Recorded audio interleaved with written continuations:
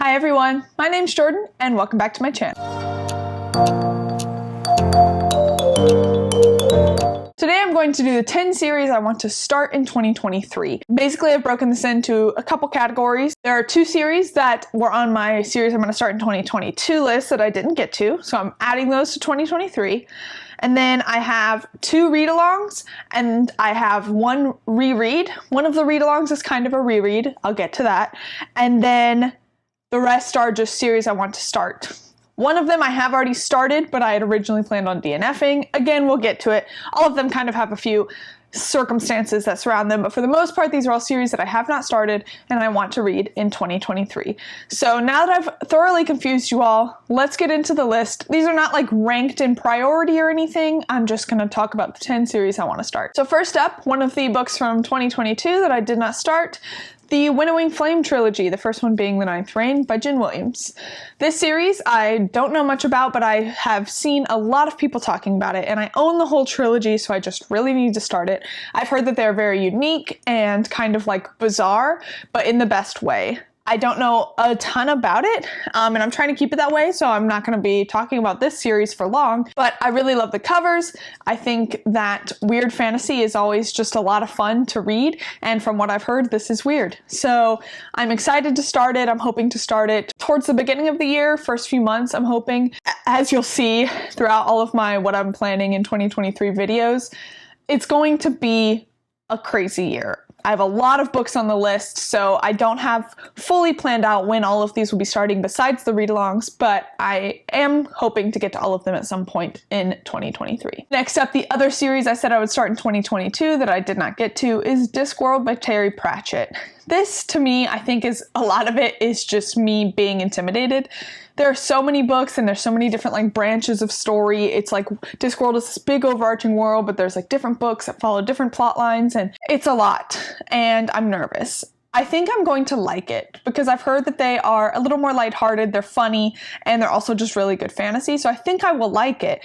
I'm just intimidated by like the approachability of it. It's like Dark Souls the game, like how everyone's always like so intimidated to start it and then they do and they love it. I mean, I guess not everybody, but that's how I feel about Discworld. Like I'm just so scared to start it because it's so daunting, but I am going to start it in 2023. This is me saying it now. Next up, I have the Vorkosigan saga by Lois McMaster Bujold.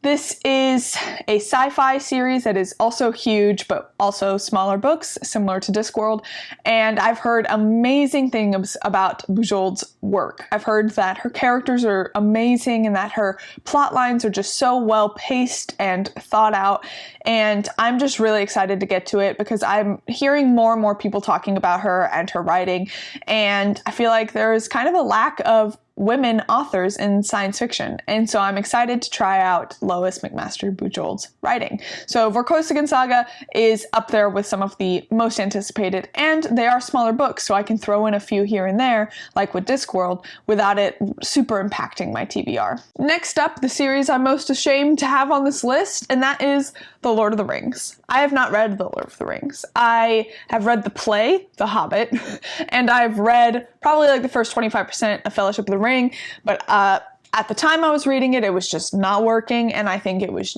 like just a bad timing. I think I will like this series. I really want to read this series because I know that it is like the foundation of fantasy. This is where high fantasy was really started, and I want to get to it. I want to see all of the influences that modern fantasy has from Lord of the Rings. I just know that Tolkien, and not just Tolkien, a lot of older fantasy really has some like weird focuses. Like there's some weird parts and there's some drawn out descriptions that just to me feel a little unnecessary sometimes. So I'm just intimidated by this, but I am going to get to it. I got this really pretty edition. I'm gonna get all of them, and it is going to incentivize me to read these next year. I'm actually hoping to get to this, if not at the end of December, I'm hoping to start this in January. Like this is at the top of my priority list. I really want to get to it soon. I think it'll be a really good winter read because they're kind of comfortable. So I have seen the movies, but I've only seen them once, and it was with a group of friends, and we were like kind of chatting throughout a lot of it. So I'm not super duper familiar with the plot. Like I don't remember a whole lot of like what happens and everything. I just know the overall gist of what I've learned from just like media as a whole. So I'm going into this pretty blind, and I'm excited for it because I'm just excited for this story and to finally like actually experience it for the first time. But yeah, this is the one I'm most embarrassed to have on this list. I wish I had read it sooner, but here we are, and I'm going to read it next year. Next up, I have the Ryria Revelations by Michael J. Sullivan. This year, I read Legends of the First Empire, and it was phenomenal. One of the best series I read in 2022, and I am so excited to continue on with his books.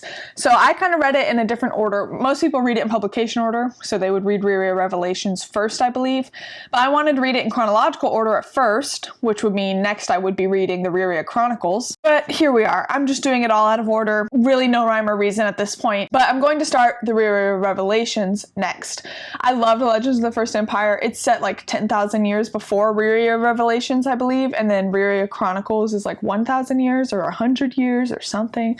So that's like kind of the timeline of them, but I really love Legends of the First Empire. I think by the end, I didn't love it as much. Like the first 3 books I found phenomenal, and I think originally it was just supposed to be those first 3, but then he decided to write the next 3 or something like that. There's like there was something there where like the last 3 books were different than the first 3. And I really, really loved the first 3. And then the last 3, I still think I gave all at least 4 stars. They were still really good. They just went in a weird direction. But Michael J. Sullivan is a master of characters. His characters are phenomenal, and you feel so much for these legendary figures. And I'm just so excited to continue on because I've heard that Ryria Revelations has like one of the best friendships in fantasy, and I love fantasy friendships. So that is also a high priority for 2023. Next up is one of the ones I said that I've technically started, and that is The Dark Tower. Yes, this is the 7th book, but let's just all appreciate how pretty this edition is. I got this at a used bookstore, and it's stunning. It stinks like cigarettes, but it's beautiful. So I'm gonna put this down because it's really freaking heavy. I've technically read the first 2.5 books of the Dark Tower series. I've read the first book twice and really didn't like it both times. The second book I did enjoy, and then the third one I just couldn't get into. I think, though, that what is holding me back is the audiobooks. I think the narrator is really not selling this book for me, and it's not working. So I've been convinced to try again. I will not be rereading 1 and 2 because I think I remember enough from both, and I don't want to reread 1. I didn't like it. So I'm going to start with the 3rd one, Wizard and Glass, and continue the Dark Tower series. However, I want to read the few books first that are required reading for the Dark Tower that I haven't already read yet. And I think the only one I have left is Hearts in Atlantis. I think I've read every other book that has major, large ties to the Dark Tower series, according to the internet. I've read The Stand, I've read Eye of the Dragon, I've read Salem's Lot. So I've read all the big ones that like really tie into the Dark Tower. So I just have to read Hearts in Atlantis, and then I'm going to hop back into Dark Tower and try reading it physically and see if maybe then it will work better for me. That's my hope, because I've heard that this is like just such a bizarre series, and it's so genre bending. It's like a jillion genres all in one, and it goes in such weird directions that just work so well. And so I'm really excited to continue. I'm just hesitant because I just find myself not caring for the characters much. Like, if all of them died, I would be fine. At least where I left off. But again, I'm hoping that it was just the audiobook not working for me, and that if I try again, I will like them better. Next up, I have Fitz and the Fool by Robin Hobb. This is the last trilogy in the Realm of the Elderlings. I am currently reading the Rain Wild Chronicles. I've read the first one. I will be finishing that in 2023, and then I will be moving on to Fitz and the Fool. This overall series, The Realm of the Elderlings, is quickly shaping up to be one of my favorite series of all time. It is phenomenally crafted. I finished Fool's Fate last month. I finished all of that trilogy last month and bawled my eyes out. It was phenomenal. I am just enamored with Robin Hobb's writing of characters and plot. Her pacing may be slow at times, but builds up to such amazing climaxes, and you feel so much for these characters. Her writing is just like unparalleled in fantasy. There is no one that can compete. She's in my top 3 favorite authors, if not number 1. And I am so excited to read these books. They are all huge. I am so excited to read them. And I have all 3 now that I found at used bookstores. And so yeah, I'm very excited to read these, obviously. I talk about Robin Hobb like all the time on this channel. Next up, I have the Books of Babel. This is a series that I also don't know a whole lot about, but I've heard pretty great things about. Most people I know really love them, and I think they don't like the last one or something. Still, I'm not going to go in with preconceived notions.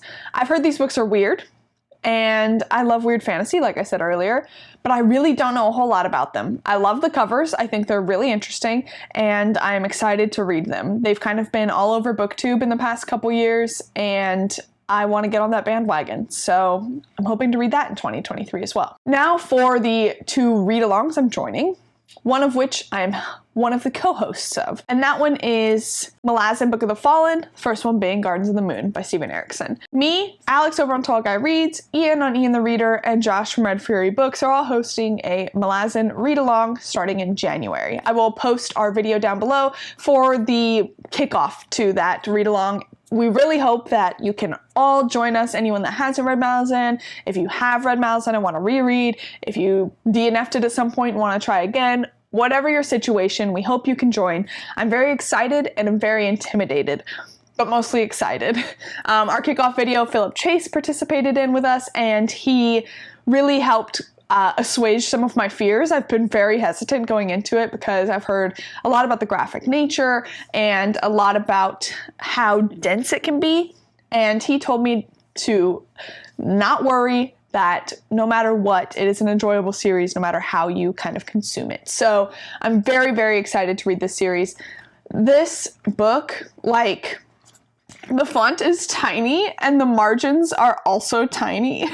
So while it doesn't look that big, I think the word count is up there. But I am very excited to read it. I've heard only amazing things. I really don't think I've ever heard anyone say they don't like them. Although I think I've seen a couple people DNF it. I'm not sure.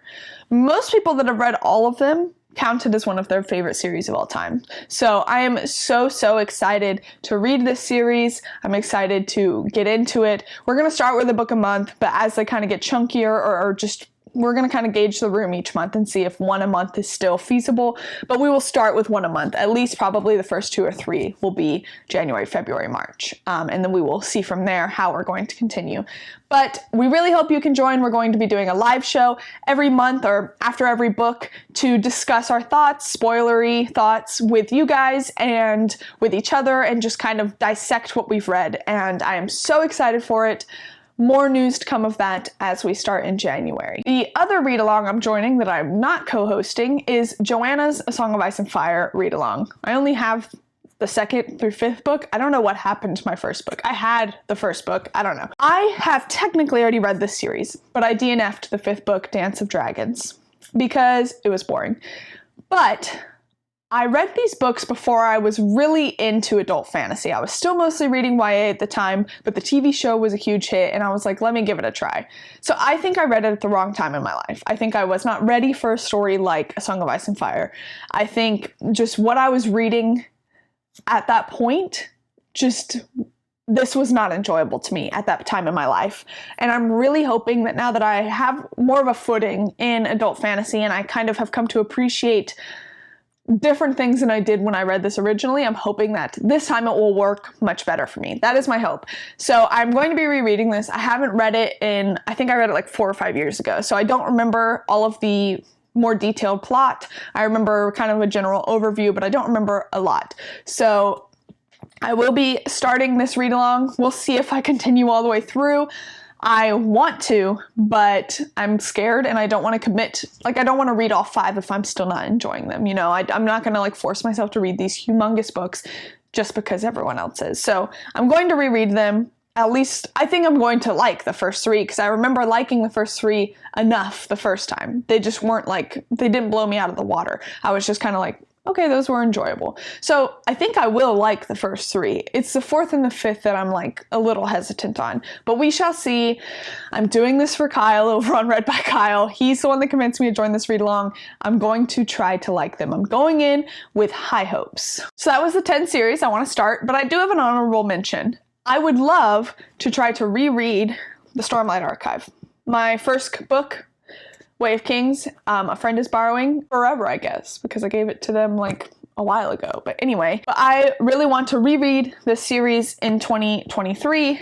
I love the Stormlight Archive. I'm currently reading The Lost Metal and I'm almost done with it, and that's why I want to reread this series, because there are so many Cosmere tie-ins in Lost Metal. I read a few of the novellas this year, and just a lot of these Cosmere tie-ins are getting so interesting, especially like The Lost Metal is Cosmere heavy, like really heavy. And I'm finding so many of these tie-ins like so great and so fun to read. So I'm very excited to reread Stormlight Archive, having more, because Stormlight was, I read Miss Borneo 1 and then I read Stormlight and then I read the rest of the Cosmere. So I think if coming back to this, having read everything in the Cosmere that's out, except I haven't read Elantris yet, I will pick up on a lot more in this series than I did my first time reading it. So I'm really excited to reread this.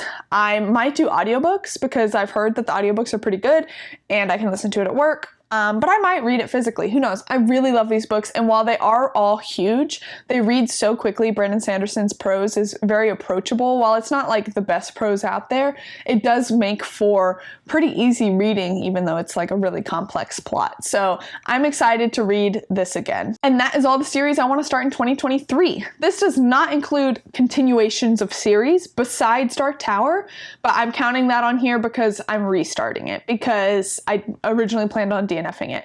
So there are some series, like I said, like Rain Wild Chronicles and stuff, that I will be continuing in 2023, but those are not included on this list. These are my priorities for starting, and I am very excited with this list. This list is really great. I think I'm going to love all of these series, and I'm so excited for what 2023 is going to bring. Again, if you are interested in the Malazan read-along, I have that link down below. I will also link Joanna's kickoff video for the A Song of Ice and Fire read-along. Join us on those two. They're going to be great. We're going to have so many great discussions, and it's going to be 2 really popular, really huge fantasy books, and I think it's going to be a lot of fun. It's always fun to read with others, even if you're not loving the books. So join us. Let's have a great time. We're going to have so many discussions, and I think it's going to be a lot of fun in 2023. Thank you guys for watching. If you could please like, comment, and subscribe. Let me know down below some of the series you're hoping to start in 2023, and if any of these are some of your favorites. If you really like my content, please hit the notification bell to be notified every time I post new videos. As always, your support means the world to me, and until next time, thank you guys.